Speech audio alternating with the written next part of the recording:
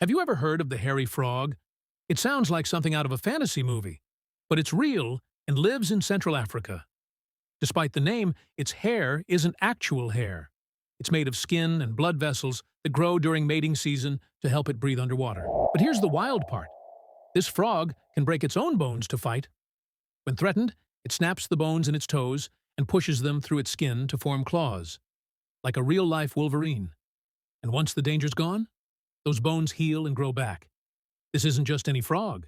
It's a hardcore survivor of the rainforest. Subscribe for more amazing facts.